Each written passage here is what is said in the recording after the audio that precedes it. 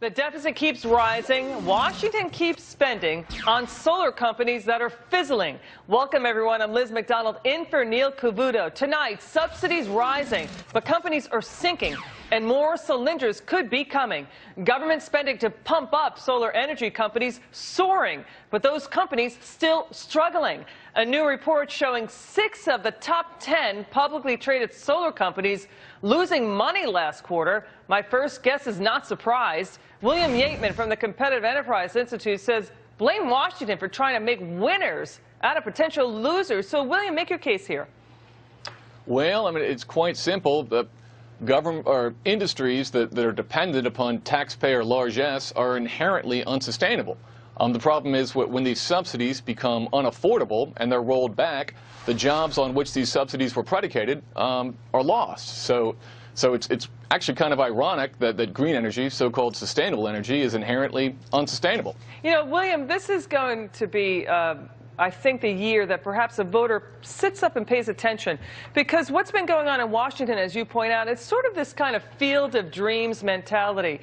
Build it, subsidize it, and then the buyers, like the customers, will come. And, you know, it's sort of a piece with Washington, D.C. being as short-sighted as Wall Street when it comes to picking and choosing companies that they think will make it big or worthy of investment. What do you make of that?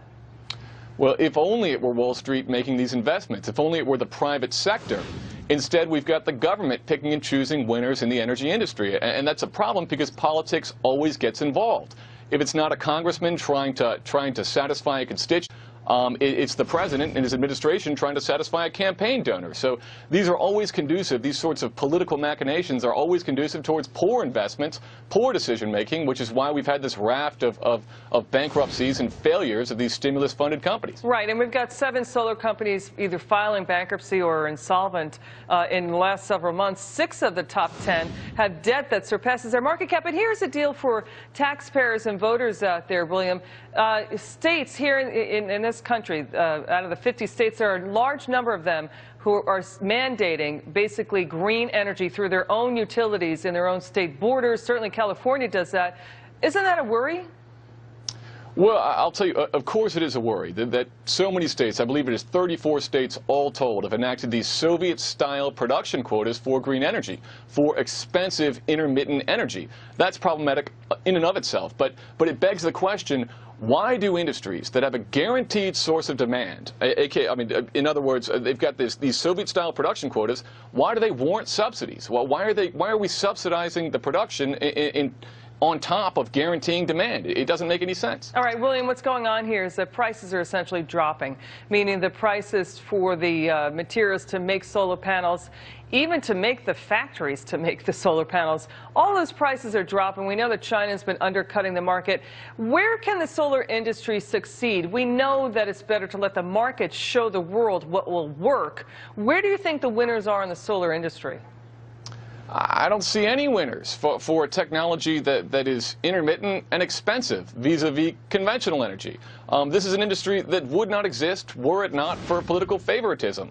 I see nothing beneficial there. They're forcing people to use, the states are, and the federal government is subsidizing it, these expensive, intermittent sources of energy, and we're eschewing these affordable, reliable, conventional sources of energy. Right, and this has been an issue for the U.S. government. They've been pushing for solar energy since the early 70s.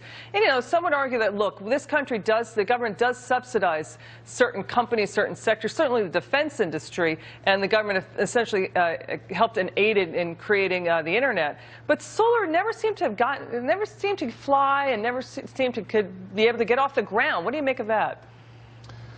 Well, I mean, first, I'd like to qualify, the government in no way created the Internet. I mean, there was some research, helped create it, well, precisely, but it required the private sector, it required the profit motive to make the Internet what we know, as what we know today.